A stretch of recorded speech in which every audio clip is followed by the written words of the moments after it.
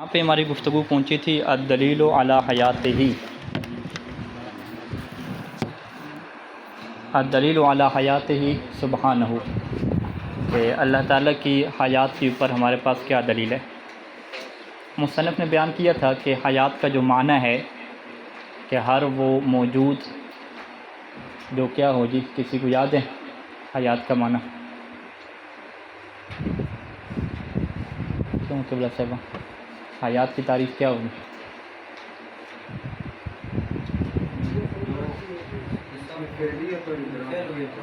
ہاں، جس کے اندر فعلیت اور ادراک ہو۔ فعلیت کیا مطلب؟ یعنی وہ کوئی نہ کوئی ایکٹیویٹی اس کے اندر ہو، کوئی نہ کوئی وہ کام کر رہا ہو، اور ادراک کیا مطلب؟ اسے اس بات کا علم اور شعور بھی ہے۔ تو اللہ تعالیٰ کے اندر اگر ہم دیکھیں تو علم اور ادراک بھی ہے اور قدرت بھی ہے، یعنی وہ جو کائنات وغیرہ خلق ہوئی اور ساری چیز، یہ اللہ تعالیٰ کے کیا ہیں؟ افعال ہیں، فعل ہے۔ تو لہٰذا پہلے مرحلے پر دیکھیں تو اللہ کے اوپر حیات کی تعریف کیا آتی ہے؟ صدق آتی ہے۔ لیکن اس کے علاوہ بھی مصنف کیا ہیں؟ بہت سارے دلائل ذکر کر رہے ہیں، اور وہ جو پہلی دلیل مصنف نے دی ہے اس میں کہ اگر آپ حیات کی تعریف کو دیکھیں تو یہ ایک قسم کا کمال ہے، ایک کمال کی صفت ہے کہ ایک جو ہے وہ ذات ادراک بھی رکھتی ہے، اس کے پاس شعور بھی ہے، اور ادھر سے اس کے پاس کیا فعل بھی ہے، کوئی نہ کوئی اس کے پاس ایکٹیویٹی بھی ہے۔ اسی وجہ سے ہم کیا کہتے ہیں کہ جو جمادات ہیں ان کے اندر کیا کمال نہیں ہے، نقص ہے، کیونکہ ان کے پاس کوئی شعور اور کوئی ادراک نہیں ہے، کوئی اس کے اندر نشو و نما نہیں ہے، کوئی فعل اس کے اندر نہیں ہے۔ جبکہ اس سے زیادہ بہتر کیا ہیں؟ وہ نباتات ہیں، پھر نباتات سے زیادہ بہتر کیا ہیں؟ حیوانات ہیں، حیوانات سے زیادہ بہتر انسان، اس طریقے سے اوپر چلتے ہیں۔ تو اس کا مطلب کیا ہے کہ خود جو حیات کی تعریف ہے، یعنی ادراک اور جو فعل ہے، یہ دونوں کیا ہیں؟ ایک کمالی چیزیں، یعنی ان نقص کی باتیں نہیں ہیں، بلکہ اضافی یہ ایک انسان کو چیز مل رہی ہے، اسے ہم کیا کہتے ہیں کہ یہ ایک کمال ہے، اور اگر یہ چیز نہ ہو تو اسے کیا شمار کریں گے؟ نقص شمار کریں گے۔ تو اب جب ہم اللہ تعالیٰ کی ذات کو واجب الوجود ثابت کر چکے ہیں تو واجب الوجود کی تعریف میں یہ چیز شامل ہے کہ جس کے پاس کسی قسم کا کوئی نقص نہ ہو اور ہر کمال اس کے پاس موجود ہو۔ تو جب ہم ہر کمال کی بات کریں گے تو حیات خود ایک کمال ہے، جب حیات کمال ہے تو حیات کا متصف ہونا اس کے ساتھ ضروری ہو جائے گا۔ تو یہ کیا ہو جائے گی؟ پہلی دلیل ہو جائے گی۔ اس کو ہم پڑھ لیتے ہیں۔ نستدل علی حیات الخالق تعالی من جہات، بہت ساری جہات سے ہم خالق کی حیات کے اوپر استدلال کریں گے۔ پہلے استدلال تو کیا ہے کہ ان الحیات کمال فی الموجود ہے، کہ حیات وجود کے اندر کمال ہے، ٹھیک ہے، یہ متفق علیہ ایک چیز ہے۔ فلا بد ان یتصف بہ واجب الوجود، پس ضروری ہے کہ ان یتصف بہ، اس کمال کے ساتھ متصف ہو۔ کون متصف ہو؟ واجب الوجود۔ واجب الوجود کسے کہتے ہیں؟ المستجمعۃ ذاتہ لکل الکمالات ترا، کہ جس کی ذات مستجمع جمع کرتی ہے۔ واجب الوجود کی خود ذات ہی ایسی ہوتی ہے کہ جو جمع کرتی ہے اپنے اندر، کس کو جمع کرتی ہے؟ لکل الکمالات ترا، تمام قسم کے کمالات کو، ہر قسم کے کمالات۔ تر کسے کہتے ہیں؟ تمام کے تمام۔ وہ یستحیل، اور یہ محال ہوتا ہے کہ یشذ عنہا کمال، کہ کوئی کمال اس سے رہ جائے، کوئی کمال بھی اس سے رہتا نہیں ہے، کسی قسم کا نقص بھی اس کی ذات میں نہیں ہوتا۔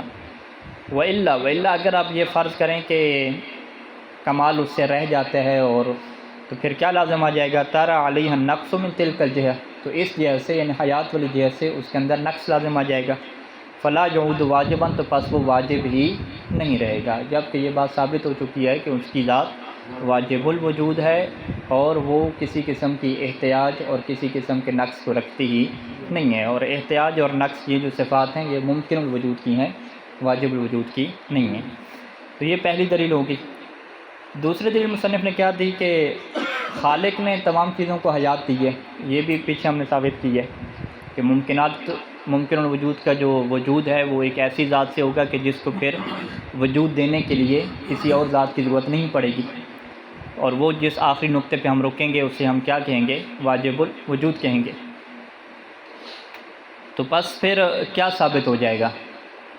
ثابت یہ ہو جائے گا کہ واجب الوجود نے تمام چیزوں کو حیات عطا کی ہے، ہمیں حیات عطا کی، نباتات کو حیات عطا کی۔ تو قانون ہمارے پاس کیا ہے کہ معطی الکمال، کہ جو کمال عطا کرنے والا ہے وہ خود کمال نہ رکھتا ہو تو یہ نہیں ہو سکتا، کیونکہ فاقد الشیء معطی الشیء نہیں ہوتا، کہ جس کے پاس کچھ نہیں ہے تو وہ دوسرے کو دے بھی نہیں سکتا۔ تو اگر اللہ نے حیات دی ہے تو اس کا مطلب ہے اس کے پاس حیات ہے، تبھی کیا وہ حیات دے رہا ہے۔ اگر خود بھی اس کے پاس حیات نہ ہو، جمادات کی طرح کوئی چیز ہو، تو وہ کسی کو کیا حیات نہیں دے سکتی۔ تو یہ دوسری دلیل ہو جائے گی کہ ان الخالق تعالی خلق الکائنات وعطاها الحیات، کہ اللہ تعالیٰ نے اس کائنات کو خلق فرمایا اور اس کو زندگی عطا کی۔ ومعطی الکمال لا یکون فاقدا لہ، اور یہ قانون ہے کہ جو کمال عطا کرنے والا ہوگا وہ فاقد للکمال نہیں ہوگا، یعنی ایسا نہیں ہے کہ اس کے پاس کمال ہو ہی نہ۔ اچھا، تیسری دلیل، لقد اثبتنا فیما تقدم، گزشتہ یہ جو ابھی حیات کی تعریف ہوئی، اسی تعریف کے اندر یہ بات ثابت ہوئی کہ اللہ تعالیٰ کی ذات کے پاس علم بھی ہے اور قدرت بھی ہے۔ پھر اس سے پہلے جو پہلی صفت علم تھی اور دوسری صفت قدرت تھی، اس کو بھی ہم نے کیا ثابت کیا کہ کائنات کے آپ نظم و ضبط کو دیکھیں تو یہ بھی ثابت ہوتا ہے کہ اس کو بنانے والا، اس نظام کو بنانے والا علم اور شعور رکھنے والا ہے۔ اور پھر اس نظام کی دقت کو اور پختگی کو آپ دیکھتے ہیں سورج چاند وغیرہ کے اقشاؤں کو، تو آپ کے لیے یہ بھی ثابت ہو جاتا ہے کہ وہ قدرت بھی رکھنے والا ہے، اس کے پاس قدرت اور طاقت بھی ایک ایسی ہے کہ جس کی کوئی حد نہیں ہے۔ تو لہٰذا ان چیزوں سے کیا ثابت ہو گیا کہ اللہ تعالیٰ کی ذات عالم بھی ہے اور قادر بھی ہے، اور عالم اور قادر یہی تو حیات ہے۔ حیات کے اندر ایک دوسرا نقطہ کیا تھا؟ ادراک والا تھا، تو ادراک کی جگہ پہ آپ علم لے کر آ جائیں۔ اور پہلا نقطہ کیا تھا؟ فعل والا، الموجود المتصف بالفعل والادراک، تو فعل یعنی قدرت، تو اللہ کی قدرت سے ہی اس کے افعال سرزد ہوتے ہیں، اور علم یعنی ادراک، تو جب علم اور قدرت اللہ کی صفت کے لیے ثابت ہوگی تو بالفاظ دیگر وہی حیات ہی ثابت ہوگی۔ مزید حیات آپ کس چیز کو کہتے ہیں؟ اسی چیز کو تو حیات کہتے ہیں، تو یہ تو پہلے ہم ثابت کر چکے ہیں۔ لقد اثبتنا فیما تقدم، جو بحث گزر چکی ہے اس میں ہم نے ثابت کیا ہے کہ ان الخالق تعالی عالم وقادر، کہ اللہ کی ذات عالم بھی ہے اور قدرت رکھنے والی بھی ہے۔ وقد عرفت، اور آپ یہ جان چکے ہیں کہ ان الحیات فی الموجود، کہ موجود کے اندر جو حیات ہے وہ عبارت، وہ بالفاظ دیگر کس چیز سے ہے کہ عن اتصاف ہی، کہ وہ موجود متصف ہو کس چیز سے؟ بالعلم والقدرت، علم کی جگہ پہ ادراک کہا تھا، قدرت کی جگہ پہ فعل کہا تھا۔ اعلیٰ اختلاف مراتبہما، یعنی اسی علم اور قدرت کے جو مرتبے ہیں، اس کے جو ڈگری اور درجے ہیں وہ مختلف ہوتے رہیں گے، ٹھیک ہے۔ نباتات میں اور طرح کی قدرت ہے، اور طرح کا فعل ہے، اور طرح کے علم اور شعور ہے، حیوانات میں کچھ اور طرح کے، انسان میں کچھ اور طرح کے، یہ مختلف ہوتا رہے گا۔ تو پس ثابت کیا ہو جائے گا کہ فیکون الخالق و حیّن، کے خالق کی ذات کیا ہے؟ حیّن، حیات رکھنے والی ہے۔ تو یہ سارے عقلی دلائل ہو گئے۔ اس کے علاوہ جو ہے وہ قرآن اور سنت کی طرف چلتے ہیں تو وہاں پر بھی یہ چیز بارہا بتلائی گئی ہے، جیسے قرآن مجید کی آیت ہے کہ اللہ لا الہ الا هو الحی القیوم، یہاں پہ اللہ کی صفت حی شمار ہوئی۔ اگلی آیت کیا ہے کہ وتوکل علی الحی الذی لا یموت، یہاں پر بھی اللہ کے لیے حی کی صفت بیان ہوئی کہ اس زندہ ذات پہ بھروسہ کرو کہ جو مرتا نہیں ہے۔ اور امام باقر علیہ السلام کی حدیث کی طرف ہیں تو اس میں یہ ارشاد ہوا کہ ان اللہ تبارک و تعالی کان ولا شیء غیرہ، کہ اللہ تعالیٰ کی ذات موجود تھی اور کوئی اور چیز، ولا شیء غیرہ، اور کوئی چیز اس کے علاوہ موجود نہیں تھی۔ نورا لا ظلام فیہ، وہ ایسا نور ہے کہ جس کے اندر تاریکی نہیں ہے۔ وہ صادقا لا کذب فیہ، ایسا صادق ہے کہ جس کے اندر جھوٹ نام کی چیز نہیں ہے۔ شاید مثال یہ جملہ ہے وحیا لا موت فیہ، کہ وہ زندہ ہے، اس کے اندر موت نام کی چیز نہیں ہے۔ وکذالک هو اليوم وکذالک لا یزال ابدا، اسی طریقے سے وہ آج بھی ہے، وکذالک لا یزال ابدا، اور ہمیشہ کیا ہے؟ اسی طریقے سے زندہ رہے گا۔ یہ جو ہے وہ تین صفات پوری ہوئی، صفات ثبوتیہ ذاتیہ، پہلی علم، دوسری قدرت، تیسری حیات، اور چوتھی اور پانچویں السمع والبصر۔ سمع کا کیا مطلب ہے؟ سننا، اور بصر کا کیا مطلب ہے؟ دیکھنا۔ تو مصنف یہ کہتے ہیں کہ اصل میں اگر آپ دیکھیں تو سماعت اور بصارت کا مطلب کیا ہوتا ہے؟ یعنی میں نے اس کی بات کو سن لیا، یعنی مجھے پتہ چل گیا کہ وہ کیا کہنے والا تھا۔ میں نے اسے دیکھ لیا، یعنی میرے علم میں آ گیا کہ وہ کس حالت میں ہے، ٹھیک ہے۔ تو یعنی اس کا تعلق علم سے بنتا ہے، ٹھیک ہے، کہ مسموع جس چیز کو سنا جاتا ہے مجھے اس کا علم ہو گیا، اور مبصر جس چیز کو دیکھا جاتا ہے مجھے اس کا علم ہو گیا۔ تو اسی علم کے ایک شعبے کو ہم کیا کہتے ہیں؟ سمیع اور بصیر کہتے ہیں، ٹھیک ہے۔ اور شروع میں آپ منطق میں آپ پڑھتے ہیں، شروع میں علم حسی پڑھتے ہیں، وہاں پہ آپ ایک بچہ پیدا ہوتا ہے تو پہلا مرحلہ کیا ہے؟ علم حسی کا شروع ہوتا ہے، کہ اس کے دیکھنے کو بھی علم کہا جاتا ہے، اس کے سننے کو بھی کیا کہا جاتا ہے؟ علم کہا جاتا ہے۔ تو سننا اور دیکھنا یہ بذات خود کیا ہے؟ علم کی ایک قسم ہے۔ اور من فقد حسن فقد فقد علما، کہ جس کی ایک حص ختم ہو جاتی ہے تو اس کا علم بھی کیا ہو جاتا ہے؟ اس حص کے جو متعلق ہے وہ ختم ہو جاتا ہے۔ مطلب دیکھنے والا علم کیا ہے؟ نابینا کے پاس نہیں ہوتا۔ سننے والا علم جو ہے وہ کس کے پاس نہیں ہوتا؟ جو بہرا ہوتا ہے، سن نہیں سکتا۔ تو یہ بات تو واضح ہے کہ یہ علم کا کیا شعبہ ہے۔ جب علم کا شعبہ ہے تو اللہ تعالیٰ کی ذات کو ہم عالم تو کہتے ہیں، تو یہاں تک یہ بات واضح ہے کہ اللہ تعالیٰ کو ہر چیز کا کیا علم ہے، چاہے اس چیز کا تعلق سننے والی چیزوں سے ہے یا اس چیز کا تعلق جو ہے وہ دیکھنے والی چیزوں سے ہے۔ لیکن بحث کیا آتی ہے کہ جو اللہ تعالیٰ کی ذات ہے وہ چونکہ مادہ اور مادیات سے ماورا ہے، تو اس کے اندر یہ سمیع اور بصیر کی صفت ہم کیسے جو ہے وہ بولتے ہیں؟ ٹھیک ہے، ہمیں علیم ہی بولنا چاہیے، تو سمیع اور بصیر ہم کس لیے سے بول رہے ہیں؟ یہ سوال آتا ہے۔ تو مصنف کہتے ہیں کہ سمیع اور بصیر ہم اسی مسموع اور مبصر کی جہت سے بولتے ہیں، کہ جس چیز کو انسان سنتے ہیں اس کا جب اللہ کو علم ہوتا ہے تو ہم کیا کہتے ہیں؟ اللہ کیا ہے جی؟ سمیع ہے، اس کا سننے والا ہے۔ اور جس چیز کو انسان دیکھتے ہیں جب اس کا علم اللہ کو ہوتا ہے تو ہم پھر اللہ کے لیے کیا کہہ دیتے ہیں؟ بصیر کہہ دیتے ہیں۔ وگرنہ انسان کے سننے اور دیکھنے میں اور اللہ کے سننے اور دیکھنے میں زمین آسمان کا فرق ہے، کوئی تقابل ہی نہیں ہو سکتا۔ کیوں؟ انسان کا دیکھنا کیا ہوتا ہے اور انسان سنتا کیسے ہے؟ یعنی آج کی سائنس اس چیز کو بڑی کھول کے بیان کرتی ہے، ٹھیک ہے۔ یعنی اگر آپ یہ کہیں کہ انسان جو ہے وہ سنتا کیسے ہے، آواز کسی کی پیدا ہوتی ہے کیسے سنتا ہے، تو وہ کہتے ہیں کہ یہ سارا جو ہے وہ ہوا کی وجہ سے ہے، کہ ایک انسان نے بولا، ہوا کے اندر کیا پیدا ہوتی ہیں؟ لہریں پیدا ہوتی ہیں۔ یہ لہریں جو ہے وہ سفر کرتی ہیں اور جو اس کے کان کا باہر کا حصہ ہے، جیسے سمان عربی میں کہتے ہیں، اس سے ٹکراتی ہیں، تو یہ جو باہر کا حصہ ہے ان لہروں کو کیچ کر کے اندر جو سوراخ ہے اس کے اندر بھیج دیتے ہیں۔ پھر ایک پردہ ہے، پردے پہ جا کے وہ لہر ٹکراتی ہے۔ جیسے پردے پہ ٹکراتی ہے تو جو ریٹینہ ہے مترقہ، یعنی وہ جو ہڈی ہے کان کی، اس کے اندر کیا پیدا ہوتا ہے؟ ارتجاج، یعنی ایک لرزہ اس کے اندر پیدا ہوتا ہے۔ جیسے وہ لرزہ پیدا ہوتا ہے تو اس کے پیچھے جو خلیے ہیں ان کو کیا ہے؟ ایک اشارہ سے ملتا ہے۔ جیسے اس کے اندر تھوڑی سی اشارہ اور حرکت سے ملتی ہے تو وہ حرکت دماغ تک پہنچاتا ہے، دماغ تک جیسے پہنچی ہے تو دماغ کہتا ہے کہ ہاں یہ بات کیا ہے وہ کر رہا ہے۔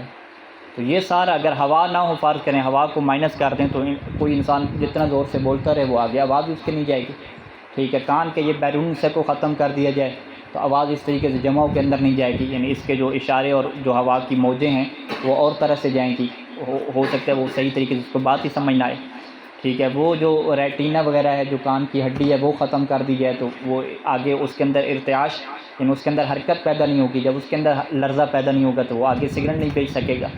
دماغ کے اعصاب میں کوئی مسئلہ ہو جائے تو یہ ساری چیزیں اوکے بھی ہوں تو دماغ تک کیونکہ میسیج نہیں جا پا رہا تو وہ انسان کیا ان چیزوں کو نہیں سن سکے گا۔ تو یہ سارے کیا سیٹ اپ ہیں، تو یہ سارے سیٹ اپ اللہ تعالیٰ کی ذات میں تو نہیں ہوں گے، بلکہ مصنف کہتے ہیں کہ ہم انسان کی نسبت سے اگر فرض کریں کہ ہوا نہ ہو، ٹھیک ہے، انسان ایک ایسی جگہ پہ ہو کہ جہاں پہ ہوا نہ ہو، بس اس نے کیا منہ پہ سلنڈر لگایا ہوا، اگلے بندے نے سلنڈر لگایا ہوا، تو اب وہ جتنا جو ہے وہ زور سے بولتے رہے آواز نہیں آئے گی۔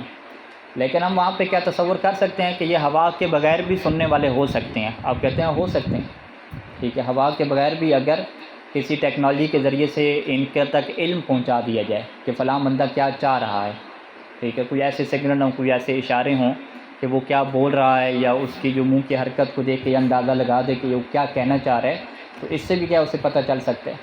بلکہ اگر آپ یوں فرض کریں کہ اللہ تعالیٰ کی ذات بغیر ہوا کے اس تک جو ہے وہ اس کے دماغ تک ڈائریکٹ اشارہ پہنچا دے کہ وہ بندہ جو ہے وہ کیا کہہ رہا تھا، تو اس کو بھی آپ کیا کہیں گے کہ یہ بندہ سننے والا ہے، اسے بھی کیا سمیع کہا جائے گا۔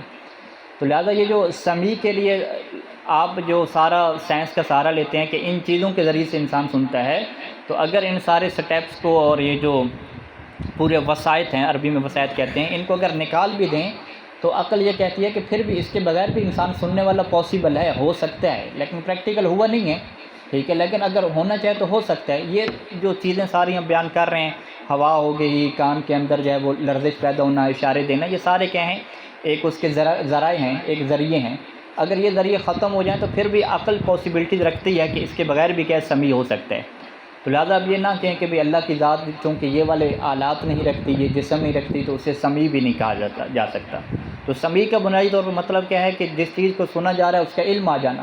تو علم انسان کو کیسے آتا ہے؟ یہ ہوا کے ذریعے سے، باقی سیٹ اپ کے ذریعے سے، اور اللہ کو اس کے بغیر علم آ جاتا ہے، بلکہ انسان کو بھی ان چیزوں کے بغیر علم آ سکتا ہے۔ تو لہٰذا جو سمیع کا مفہوم ہے یہ وسیع ہے، اس میں ضروری نہیں ہے کہ یہ والا کیا ہے سارے کا سارا سیٹ اپ چلے۔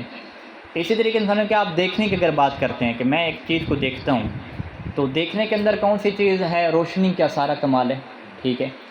یا تو اس چیز کے اندر سے روشنی نکل رہی ہوگی، جیسے کیا کہتے ہیں منبعث، جیسے یہ بلب ہے، لائٹ ہے، اس کے اندر سے روشنی نکل رہی ہے، یا اس کے اندر سے روشنی نکل نہیں رہی ہوگی تو اس کے اندر سے کیا روشنی پلٹ رہی ہوگی، اس سے ٹکرا کے روشنی پلٹ رہی ہوگی، جیسے میرے چہرے پہ آپ کے چہرے پہ روشنی لگ رہی ہے اور وہ روشنی کیا پلٹ رہی ہے۔ تو کسی بھی چیز کے اندر سے روشنی نکلے گی منبعث، یا جو ہے وہ اس کے منعکس ہوگی روشنی۔ اب یہ جو روشنی ہے کسی چیز کے اوپر سے جب ٹکرا کے آتی ہے یا ایک چیز سے نکل کے آتی ہے، تو یہ سب سے پہلے جو ہماری آنکھ کا سامنے والا جو عدسہ ہے اس کے اوپر کیا لگتی ہے، پھر یہ جو آنکھ کا جو شبکہ ہے سارے کا سارا، یہ پیچھے جو ہے وہ روشنی کو بھیجتا ہے، ٹھیک ہے؟ اور پیچھے ایک پورا کیا ہے شبکہ موجود ہے، وہ بھی اسی طریقے سے اس کے اندر بھی کیا ہے ارتعاش ایک قسم کا پیدا ہوتا ہے، وہ اسے کیا کہتے ہیں الاشارات البرقیہ، ایک جو بجلی کی چمک ٹائپ کی کوئی روشنی ثابت ہوتی ہے وہ ہوتی ہے۔ پھر یہاں پہ ایک اور بحث ہوتی ہے کہ جیسے یہ عدسے سے روشنی ٹکراتی ہے تو یہ کیا ہے منعکس ہو جاتی ہے، اس کے اندر وہ الٹ جاتی ہے، یہ ٹھیک ہے تھوڑی پلٹ جاتی ہے، منکسر ہو جاتی ہے۔ پھر منکسر ہونے کے بعد یہ جو عدسہ ہے وہ ساری روشنی کو جمع کرتا ہے، جمع کر کے یہ پیچھے کیا بھیجتا ہے، پیچھے جا کے جو ہے وہ خلیوں میں تھوڑی سی حرکت پیدا ہوتی ہے، اس حرکت کی وجہ سے دماغ تک سگنل جاتا ہے، جیسے دماغ تک سگنل جاتا ہے تو دماغ اس کی کیا بناتا ہے ایک پکچر اور تصویر بنا دیتا ہے۔ یہ تو سلسلہ کیا ہے بڑی تیزی سے کیا گزرتا ہے۔ تو یہ سارے اگر فرض کریں روشنی کو ہٹا دیں تو انسان تک وہ تصویر کیا نہیں پہنچ سکتی۔ اچھا روشنی موجود ہو لیکن جو انسان کے پیچھے آنکھ کا شبکہ ہے وہ جو ہے وہ اس کے اشارے نہ بھیجے آگے تک، تو پھر بھی کیا ہے دماغ اس چیز کو نہیں دیکھ سکے گا، ٹھیک ہے؟ آنکھ بالکل ٹھیک ہے، پیچھے کیا مسئلہ ہے وہ اعصابی کیا مسئلہ بن گیا۔ تو اس کا مطلب ہے کہ دیکھنے کا پروسیس تو یہ ہے، ٹھیک ہے؟ تو کیا اسی کو بصیر کہتے ہیں دیکھنا؟ کیا اس کے بغیر بصیر نہیں ہو سکتا؟ مصنف کہتے ہیں یہ بات تو واضح ہے کہ انسان اسی چیز کے ذریعے سے دیکھتا ہے، روشنی کے بغیر انسان نہیں دیکھ سکتا۔ لیکن فرض کریں کہ روشنی کے بغیر کیا دیکھنے کے امکانات بھی نہیں ہیں؟ کہتے ہیں امکانات تو ہیں، ممکن ہے تو دیکھیں۔ ابھی جدید جو آلات وغیرہ آ گئے ہیں ان کے ذریعے سے انسان اندھیرے میں بھی کیا دیکھ سکتے ہیں، ٹھیک ہے؟ تو روشنی کے بغیر بھی دیکھنے کے امکانات ہیں، آنکھ کے بغیر بھی بعض کا دماغ تک سگنل پہنچائے جا سکتے ہیں، اس تک جو ہے وہ ایک چیز کی تصویر کیا ہے پہنچ جائے۔ اسی طریقے سے اللہ کی قدرت کی اگر آپ بات کرتے ہیں تو آپ کیا کہتے ہیں کہ بغیر آنکھ کے، بغیر اس سگنل کے اور بغیر روشنی کے بھی اللہ انسان کے دماغ میں کیا ہے ایک چیز کی تصویر ڈال سکتا ہے، ایک بندے کی تصویر ڈال سکتا ہے، تو وہ انسان بھی کیا ہے دیکھنے والا بن جائے گا، یعنی یہ بندہ بصیر بن جائے گا بغیر آنکھ کے، بصیر بن جائے گا دیکھنے والا بن جائے گا بغیر روشنی کے۔ تو بغیر روشنی کے اور بغیر آنکھ کے بصیر ہو سکتا ہے یا نہیں ہو سکتا؟ ہو سکتا ہے، عقل کہتی ہے کہ ہو سکتا ہے، لیکن پریکٹیکل ہو نہیں رہا، لیکن امکانیات اس کے اندر کیا موجود ہیں۔ تو لہٰذا جب مصنف یہ شروع کرتے ہیں کہ اللہ کی ذات کے لیے جو قرآن مجید میں مختلف آیات میں هو السمیع والبصیر کے لفظ آتے ہیں، تو سمیع اور بصیر آپ کو کیا کس معنی میں لینا پڑے گا کہ اسے علم ہے، اسے ان چیزوں کا علم ہے کہ جن کا تعلق سننے سے ہے، انہیں ان چیزوں کا علم ہے اللہ کی ذات کو ان چیزوں کا علم ہے کہ جس کا تعلق کیا ہے دیکھنے سے ہے۔ تو لہٰذا سمیع اور بصیر کوئی مستقل صفت نہیں ہے، بلکہ یہ علم کی کیا کیٹیگری آ جاتی ہے، علم کے کیا ہے یہ اقسام میں سے ایک شعبہ ہو جائے گا، ایک کیا قسم ہو جائے گی۔ اور یہ بھی بات واضح ہے کہ جو سمیع اور بصیر اللہ تعالیٰ کا ہے وہ اس کیفیت میں نہیں ہے کہ جس کیفیت میں ہم انسانوں کے لیے تصور کرتے ہیں، بلکہ اللہ کی کیفیت کیا ہے فقط علم کی حد تک ہے کہ اس سے علم ہوتا ہے، وگرنہ آپ علم حصولی کہیں کہ اس کے ہاں تصویر بنتی ہے، علم حصولی اس کے ہاں نہیں ہے، علم حضوری ہے سارے کا سارا جو منطق میں ہم پڑھتے ہیں۔ اچھا بس عبارت کے اوپر آ جائیں۔ لا یرتاب مسلم، کوئی مسلم اس بات میں شک نہیں کرتا کہ ان اللہ تعالی سمیع بصیر، کہ اللہ کی ذات سمیع اور بصیر ہے، بعد تواتر وصف بہما، اور یہ تواتر کی حد تک آیا ہے کہ وصف ہی کہ اللہ تعالیٰ کا وصف کیا بہما سمیع اور بصیر کے ساتھ بیان کیا گیا ہے فی الکتاب و سنت۔ ولیکن الکلام فی ماہیت سمع و بصر تعالی، لیکن اصل جو بحث ہوتی ہے وہ کس میں ہوتی ہے کہ اس کی جو سمع اور بصر کی ماہیت اور حقیقت کیا ہے، کہ وہ کیسے سنتا ہے، کیا وہاں پر بھی کوئی روشنی ہے، کوئی ہوا ہے، کوئی ارتعاش ہے، اشارے ہیں جس طرح انسان کے ہاں سننے اور سمجھنے میں ہے۔ من المعلوم، یہ بات بھی معلوم ہے کہ ان سمع الانسان و بصرہ لا یتسیران، کہ انسان کی جو سماعت ہے اور انسان کی جو بصر دیکھنا ہے لا یتسیران، یہ دونوں میسر ہی نہیں ہیں ہی نہیں، الا بواسطہ، مگر کس کے واسطے سے ہیں؟ بواسطہ ادوات مادیت، مادی درمیان میں کیا ہیں؟ ذرائع اور واسطے ہیں۔ و انفعالات عصبیت خاصہ، اور خاص قسم کے جو اعصابی ریفلیکشن ہے، انفعالات ہیں، اثر کو قبول کرنا ہے، وہ اعصابی نظام ہے سارے اس انسان کا۔ وہذا المعنی، اور یہ جو معنی ہے انسان کے اندر سننے اور دیکھنے کا، یستحیل تصورہ فی الباری تعالی، یہ اللہ تعالیٰ کی ذات میں اس کا تصور محال ہے، لتنزہ عن المادۃ والمادیات، کیونکہ اللہ تعالیٰ کی ذات پاک ہے، متنزہ ہے مادہ اور مادیات سے، لأنہ واجب الوجود، کیونکہ واجب الوجود اور واجب الوجود ہر قسم کے عیب سے اور ہر قسم کے مادہ اور نقص سے پاک ہے۔ فلا بد اذن ان نتحرى، پس ضروری ہے کہ ان نتحرى، کہ ہم جستجو کریں، تلاش کریں، معنی معقولا، ایک معقول معنی تلاش کریں، کس کے لیے؟ سمع اور بصر کا، سمع اور بصر کی ایک ایسی ہم تعریف کریں، ایک ایسا معنی بیان کریں کہ یصح نسبتہ الیہ تعالی، کہ جس معنی کی نسبت اللہ تعالیٰ کی طرف دینا درست ہو۔ فنقول، تو ہم کیا کہتے ہیں کہ ان سمع فی حقیقتہ هو العلم بالمسموع، کہ سمع حقیقت میں کسے کہتے ہیں؟ کہ هو العلم بالمسموع، کہ علم آ جائے کس چیز کا جی؟ مسموع کا، جس چیز کو سنا جاتا ہے اس کا انسان کے پاس علم اور ادراک آ جائے، بکیفیت خاصۃ، اور اس علم کی کیا ایک خاص کیفیت ہوتی ہے، ہے ما نعہدہ، کہ یہ وہ کیفیت ہے کہ ما نعہدہ، کہ جو ہم جانتے ہیں، نعرفہ، جس کیفیت کو ہم جانتے ہیں، وہ کیفیت کیا ہے انسان کے اندر؟ کہ من انتقال الامواج الصوتیہ عبر الہواء، کہ امواج صوتیہ، کہ آواز کی جو لہریں ہیں یہ منتقل ہوتی ہیں، ایک بندے نے جب بولا تو آواز کی لہریں پیدا ہوئیں، یہ آواز کی لہریں عبر الہواء، ہوا کے ذریعے سے، یعنی ہوا کا اس میں کردار ہے، ہوا کے ذریعے سے منتقل ہوتی ہیں الی الاذن، کان کی طرف، المؤلفۃ، کہ جو کہ بنا ہوا ہے، کس سے بنا ہوا ہے؟ من السوان والسماخ والمطرقہ، سوان کان کے بیرونی حصے کو کہتے ہیں، سماخ کسے کہتے ہیں؟ کان کا اندرونی حصہ جو نالی ہے، اور مطرقہ کسے کہتے ہیں؟ وہ جو ہڈی ہے تھوڑی کی شکل کی، والاعصاب، اسی طریقے سے وہ اعصاب اس کے پیچھے ہیں کہ المنتہیۃ الی الدماغ، جو دماغ تک پہنچ رہے ہیں،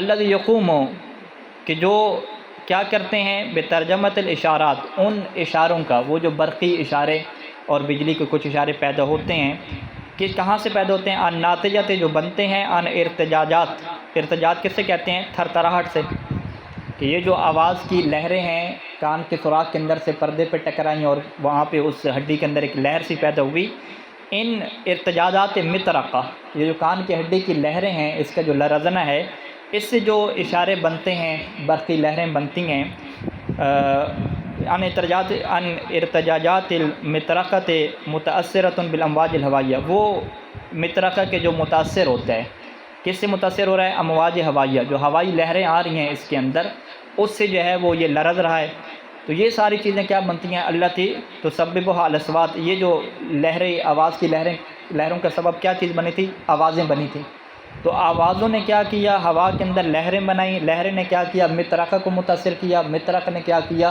حرکت دی، اور حرکت کر کے ایک اس نے کیا ہے؟ برقی اشارے بنائے، اور وہ اشارے پھر کیا ہے؟ دماغ تک پہنچے، اور دماغ نے کیا ہے؟ بتایا کہ بھی یہ فلاں والی آواز ہے، یہ اس چیز کی کیا آواز ہے۔ والبصر کذالک، بصر بھی ایسے ہے، هو العلم بالمبصرات، کہ ہمیں علم ہو جائے مبصرات کا، جن چیزوں کو دیکھا جاتا ہے اس کا علم ہو جائے، لیکن اس کی بھی کیا خاص کیفیت ہے، وہ کیفیت کیا ہے کہ ہے مرور الاشعۃ، کہ شعائیں جو ہے وہ گزرتی ہیں، کون سی شعائیں؟ المنبعثۃ، یا تو وہ نکلنے والی ہوتی ہیں جیسے بلب کی، سورج کی، اور کیا ہے ستاروں کی اپنی کیا روشنی ہے نا، ان کی اپنی شعائیں ہیں، اول منعکسۃ، یا وہ کیا ہے؟ پلٹنے والی ہوتی ہے، یعنی روشنی اس کے اوپر لگتی ہے، روشنی کسی اور چیز سے آئی ہے جو ہمارے چہرے کے اوپر لگی، اور یہاں سے پھر کیا ہے وہ جو شعاع ہے، ایک روشنی کی ہلکی سی شعاع ہے، وہ کیا ہے؟ پلٹتی ہے، عبر العین، کہاں تک پلٹتی ہے؟ آنکھ کے ذریعے سے، یعنی یہ ساری روشنی کیا ہے؟ اس آنکھ سے گزرتی ہے، مرور الاشعۃ، یہ شعائیں گزرتی ہیں عبر العین، آنکھ کے ذریعے سے، وانکسارها لدى مرورها فی طبقات المختلفہ، اور یہ جو پھر روشنیاں ہیں انکسار، یعنی یہ مڑ جاتی ہیں، الٹ ہو جاتی ہیں جب یہ گزرتی ہیں مختلف طبقات میں، ٹھیک ہے، مختلف طبقات میں کیا یہ الٹ ہو جاتی ہیں، کیمرہ بھی اسی طریقے سے ڈیزائن کیا گیا ہے، لتصطدم اخیراً، تاکہ یہ آخر پہ کیا پھر ٹکراتی ہیں، کہاں سے ٹکراتی ہیں؟ بالشبک فی الشبکیہ، یعنی شبکیہ کسے کہتے ہیں؟ وہ جو آنکھ کا پردہ ہے آخر پہ، ریٹینا میرے خیال میں کہتے ہیں، اس سے کیا یہ ٹکراتی ہیں؟ المؤلفۃ من ملايين الخلايا العصبیہ کے جو بہت سارے جو ملین خلیے ہیں جو اعصابی خلیاں، ان سے کیا بنا ہوتا ہے۔ فتحتز، اب یہ جو آنکھ کا ریٹینا ہے یا یہ جو شبکیہ ہے یہ کیا ہے؟ لرزتا ہے، اس کے اندر بھی کیا ہے؟ اس شعاع کی وجہ سے ایک لرز پیدا ہوتی ہے۔ بحسب امواج تلک الاشعاعات، اس امواج یعنی ان لہروں کے ذریعے سے جو اس روشنی کی تھیں، ان شعاؤں کی تھیں کہ جو اس تک پہنچتی ہیں۔ فتنبعث منہا، پس اس کے ارتعاش سے بھی کیا ہوتے ہیں؟ پیدا ہوتے ہیں ایسے اشارات، ایسے برقی اشارات پیدا ہوتے ہیں خاصہ کہ تنقلها الاعصاب الى الدماغ، کہ ان اشاروں کو جو اعصاب ہیں وہ کہاں تک پہنچا دیتے ہیں؟ دماغ تک پہنچا دیتے ہیں۔ الذي يقوم بسرعة خارقہ، کہ جو انتہائی تیزی کے ساتھ، ایسی تیزی کے خارقہ اس تک ہم پہنچ ہی نہیں سکتے، کہ انتہائی تیزی کے ساتھ کیا کرتے ہیں؟ بترجمتها، ان جو روشنیاں ہیں اس کا وہ ترجمہ کر دیتا ہے، یعنی اس کو وہ بنا دیتا ہے، الا صور، تصویروں میں سے چینج کر دیتا ہے، وہ تصویریں کہ جس کو ہم کیا کرتے ہیں؟ درک کرتے ہیں۔ تو یہ ساری کیفیت کیا دیکھنی ہوگی۔ ولیست هذه الکیفیات، یہ کیفیات خاصہ نہیں ہیں، سوا وسائط، سوائے وہ ذریعے ہیں، کس کے ذریعے ہیں؟ لحصول السمع والبصر، تاکہ انسان کے لیے کیا سماعت اور بصارت حاصل ہو جائے۔ ولذا لو فرضنا ان هناك انسان، لہذا اگر ہم یہ فرض کریں کہ ایک انسان ایسا ہے وہاں پہ کہ يمكنه ان يدرك الاصوات، جس کے لیے ممکن ہے کہ وہ اصوات، آوازوں کو علم حاصل کر لے، یا وہ چیزوں کو دیکھ لے، لیکن من دون ان تكون له اذن او عین، لیکن اس کا کیا کان بھی نہ ہو اور آنکھ بھی نہ ہو۔ اگر ہم یہ فرض کریں تو ہم کہتے ہیں ایسا فرض کرنا ممکن ہے، کیونکہ یہ جو چیزیں ہیں یہ فقط ذریعہ بن رہی ہیں، تو اس کے علاوہ کوئی اور چیز بھی ذریعہ بن سکتی ہے، جیسے سائنس وغیرہ کیا کچھ اور ذرائع بھی بنا رہی ہے۔ تو اگر ایسا ممکن ہو جائے کہ بغیر کان کے اور بغیر آنکھ کے ایک چیز کا علم اس کے دماغ تک پہنچا دیا جائے، تو پھر بھی وہ کیا ہو جائے گا؟ سمیع اور بصیر ہو جائے گا۔ تو لوصفناہ، تو پھر بھی ہم اس انسان کو کیا وصف بنائیں گے کہ بانہ یسمع و یبصر، کہ یہ انسان سننے والا ہے اور دیکھنے والا ہے۔ وہذا یدل، اور یہ جو ہم نے ابھی فرض کیا ہے نا کہ کیا بغیر آنکھ کے اور بغیر کان کے اور بغیر ہوا اور بغیر روشنی کے کیا امکان ہے سننے کا؟ تو ہم کہتے ہیں بالکل ممکن ہے، یہ چیز کوئی محال تو نہیں ہے۔ تو یہ اس بات کی دلیل ہے کہ عدم دخالت تلک الکیفیات المادیہ، کہ یہ جو مادی کیفیات ہیں اس کی دخالت نہیں ہے۔ کس میں دخالت نہیں ہے؟ فی تحقق کے مفہوم سمع والبصر، کہ سمع اور بصر کا جو معنی ہے، معنی اور مفہوم، اس کے متحقق ہونے کے لیے اس کیفیت کا ہونا ضروری نہیں ہے۔ یعنی ہم یہ نہیں کہہ سکتے کہ بس بصیر اسے کہیں گے جس کی مادی آنکھ ہوگی، سمیع اسے کہیں گے جس کے مادی کیا کان ہوں گے۔ ہم کہتے ہیں یہ تو فقط ایک ذریعہ ہے، اس کے ذریعے کے بغیر بھی سمیع اور بصیر کہنا ممکن ہے۔ تو بس جب ان ذرائع کے بغیر سمیع اور بصیر کہنا ممکن ہو گیا تو پھر اللہ تعالیٰ کی ذات کو بھی سمیع اور بصیر کہنا ممکن ہو جائے گا۔ وعلی ذالک، پس اس بنیاد پہ فبامکاننا، ہمارے لیے ممکن ہے کہ ان نفرض سمعا و ابصارا، کہ ہم سمع اور ابصار کو فرض کریں۔ کون سی سمع اور ابصار؟ کہ منزہین عن الادوات، کہ جو ان ٹولز، ان عادات سے اور ان آلات سے پاک ہو، اور یہ جو مادی کیفیت ہے اس سے کیا ہے؟ پاک ہو۔ ایسی سماعت اور ایسی بصارت کہ جو ان تمام چیزوں سے کیا پاک ہو۔ وہ کیا چیز ہے؟ وَهُوَ الْعِلْمُ بِالْمَسْمُوعِ وَالْعِلْمُ بِالْمُبْصَرِ، کہ سمیع کا کیا مطلب ہے؟ مسموع کا علم، اور بصیر کا کیا مطلب ہے؟ مبصر کا علم۔ وَهَذَا الْمَعْنَى غَيْرُ مُمْتَنِعٍ عَلَى اللَّهِ تعالیٰ، اور یہ جو معنی ہے وہ اللہ تعالیٰ کے لیے محال نہیں ہے، بل هو المتعین فیہ، بلکہ اللہ کے لیے آپ نے یہی معنی کرنا پڑے گا۔ لواجبیت وجودی، کیونکہ اس کا وجود واجب ہے، الملازمت، کہ جو لازم ہے اس بات کو، کہ لیے تنزہ، یعنی نقائص کے جو ہر قسم کے نقص سے پاک ہو، اور دیکھنے کے لیے آنکھ کا محتاج ہونا، سننے کے لیے کان اور ہوا کا محتاج ہونا یہ نقص ہے، اور اللہ تعالیٰ کی ذات میں کیا نقص نہیں ہے۔ فمعنى کون تعالیٰ سمیعا بس انہ عالم بالمسموعات بلا واسطہ، پس اللہ کے سمیع ہونے کا کیا معنی ہوگا؟ کہ انہ عالم بالمسموعات بلا واسطہ، کہ وہ مسموعات کا عالم ہے بغیر واسطہ کے۔ بصیروں کا کیا معنی ہوگا؟ کہ انہ عالم بالمبصرات بلا واسطہ۔ وعلی ھذا یکون السمع والبصر فی تعالی من شعب علمہ، یہ علم کے کیا شعبوں میں سے ہو جائے گا، یعنی اللہ تعالیٰ کے لیے سماعت اور بصارت، یہ کیا سماعت اور بصارت کیا مطلب، سمیع اور بصیر کیا مطلب، یعنی اس کا علم ہے۔